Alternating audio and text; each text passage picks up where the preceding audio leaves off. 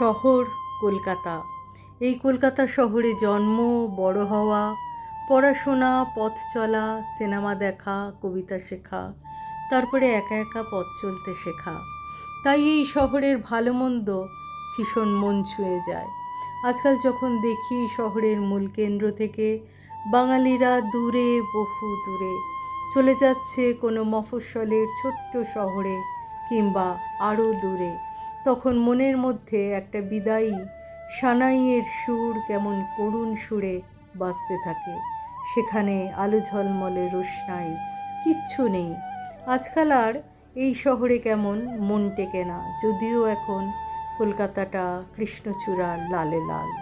মনে হয় অন্য কোথাও, অন্য কোনো শহরে চলে যাই, যেখানে শুধু ভালো লাগাটাই চেটেপুটে নেওয়া যাবে, খারাপগুলো আমার ধারে কাছে ঘেঁষবে না।